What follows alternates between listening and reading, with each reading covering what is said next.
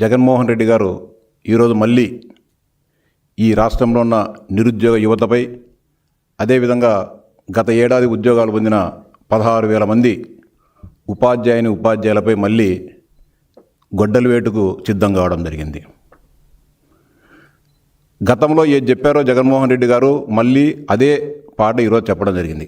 ఒక సామెత ఉంది గ్రామాలలో, పాడిందే పాడరా పాడి పనుల దాసరని చెప్పి. అంటే నేను కులాన్ని కించపరచడం కాదు, ఒక సామెత ఉంది. అంటే గత 15 రోజులుగా ఏమి మాట్లాడుతున్నారో, ఏ అభ్యర్థుల గురించి మాట్లాడుతూ ఉన్నారో అదే సబ్జెక్టు ఈరోజు కూడా మాట్లాడడం జరుగుతోంది.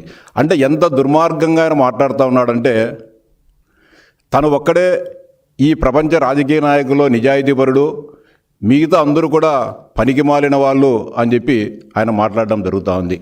ఎంతో పారదర్శకంగా జరిగిన ఉపాధ్యాయ నియామకాల్లో ఆయన కళ్ళ ఆర్పకుండా పచ్చి అబద్ధాలన్నీ కూడా ఒల్లెవేయడం జరుగుతూ ఉంది. ఎక్కడ కూడా మెరిట్ లిస్ట్ ఎక్కడ కూడా ప్రకటించలేదు అంటాడు. మీరు కళ్ళు లేని కబోదులా, కళ్ళున్న కబోదులా నాకు అర్థం కావడంలే. మీకు సంబంధించిన వాళ్ళు అనేక మంది విద్యావంతులు ఉన్నారు, అడిగి కనుక్కోండి. 15/9/2025 అన్ని అభ్యంతరాలను, అన్ని గ్రీవెన్సెస్ను అన్ని పరిశీలించిన తర్వాత ఫైనల్ సెలక్షన్ లిస్టును ప్రకటించడం జరిగింది, వెబ్సైట్లో పెట్టడం జరిగింది. గతంలో అంటే ఎలాంటి సమాచార వ్యవస్థలు ఎన్ని లేనప్పుడు కార్యాలయాల దగ్గర డిస్ప్లే చేసేవాళ్ళు. ఈరోజు సాంకేతికంగా ప్రపంచం ముందుకు పోతున్న తరుణంలో ఈ వెబ్సైట్లలో కానీ మిగతా అన్ని దాంట్లో సాఫ్ట్వేర్ను ఉపయోగించి అందరికీ కూడా పెట్టడం జరుగుతుంది. ఎంతో అవుట్సోర్సింగ్ ఉద్యోగులతో పరీక్ష నిర్వహించినారని చెప్తారు. ఛాలెంజ్ చేస్తూ ఉన్నాం. మొత్తం పాస్వర్డ్లు కానీ ఇంకొకటి కానీ దాదాపు మొత్తం అంత ప్రక్రియ కూడా ఎస్సీఆర్టీ డైరెక్టర్ ఆధ్వర్యంలో ఈ ప్రక్రియ జరిగితే దీన్ని మీరు అనవసరమైన రాద్ధాంతం చేయడం జరుగుతుంది. ఇది ముమ్మాటికి తప్పు. మీ కొంతమంది ఉప్పందిస్తున్నారు, కొంతమంది విద్యాశాఖలోని మీకు సంబంధించిన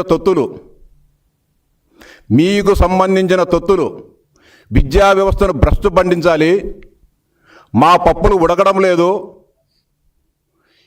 ఈ శాఖను నాశనం చేయాలని కంకణం కట్టుకొని కొంతమంది మీకు కావాల్సిన అధికారులు మిమ్మల్ని తప్పుదోవ పట్టిస్తూ ఉంటే, తప్పుడు నివేదికలు మీకు ఇస్తూ ఉంటే మీరు వారిచ్చిన అబద్ధాలను వల్లెవేస్తూ ఈ రాష్ట్ర ప్రజలందరినీ కూడా తప్పుదోవ పట్టించడం జరుగుతూ ఉంది. ఎంత పచ్చిగా అబద్ధాలు చెప్తున్నారంటే, యాదయ్య అనే ఆర్చరీ క్రీడాకారుని తన పక్కన కూర్చోబెట్టుకొని ఈయనకు ఆర్చరీలో గోల్డ్ మెడల్ వచ్చింది, ఈయనకు ఉద్యోగం ఇవ్వలేదు, కేవలం పార్టిసిపేషన్ అయిన వారికే ఉద్యోగాలు ఇచ్చారు, ఇదెక్కడ అన్యాయమని మాట్లాడుతున్నారు.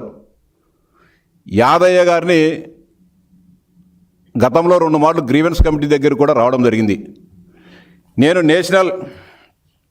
అతనికి 2002లో నేషనల్ గేమ్స్లో పథకం రావడం జరిగింది. వాస్తవమే, గౌరవ చంద్రబాబు నాయుడు గారు ఉమ్మడి ఆంధ్రప్రదేశ్ రాష్ట్ర ముఖ్యమంత్రిగా ఉన్నప్పుడు హైదరాబాద్లో జరిగిన నేషనల్ గేమ్స్లో ఆయన కూడా పాల్గొనడం జరిగింది, రావడం జరిగింది. వాస్తవం కాదని చెప్పలేదు.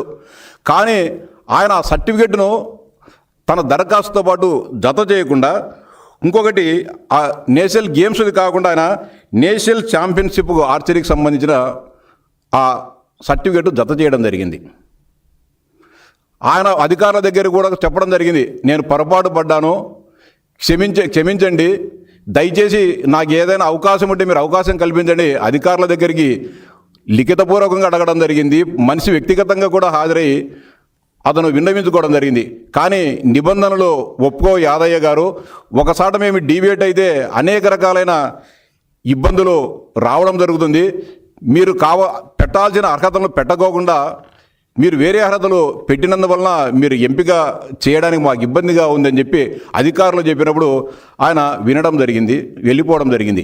ఇప్పుడు యాదయ్యను గత వారం రోజుల నుంచి తాడేపల్లిలోనే జగన్మోహన్ రెడ్డి గారి ఇంట్లోనే అతను పెట్టుకొని, అతను ఏమైనా వెళ్ళిపోతాడో ఏమో, అతన్ని బంధించి ఒక విధంగా నిర్బంధించి ఈరోజు ఆయన్ను పక్కన పెట్టుకోవడం జరిగింది. ఇంకా పార్టిసిపేషన్ అయిన వాళ్ళకు ఉద్యోగాలు ఇచ్చినారు, ఇది ఎక్కడ ప్రపంచంలో ఎక్కడా చూడలేదని చెప్పి హావభావాలకు పోతే జగన్మోహన్ రెడ్డి గారు చెప్తున్నారు. సిగ్గుండాల మాట్లాడేదానికి. చరిత్ర తెలుసుకో. మీరు సచివాలయ ఉద్యోగాలు మేము ఇచ్చినామని చెప్తున్నాం, 130,000 ఉద్యోగాలు ఒక చిన్న పొరపాటు జరగకుండా, ఒక అవినీతి జరగకోకుండా ఇచ్చినాము.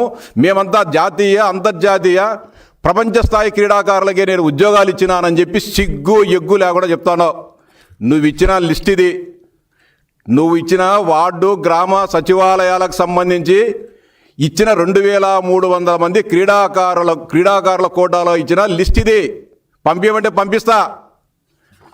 4 అధికారులు, 4 రాష్ట్ర స్థాయి ఉన్నత అధికారులు సంతకాలు చేసి సెలెక్ట్ చేసిన లిస్టు ఎవరికి ఇచ్చారు? దీంట్లో Sheikh Mustafa, hall ticket number 19080101083, kho kho 43rd senior inter district kho kho championship participation held at Cheemakurthi in May 2007.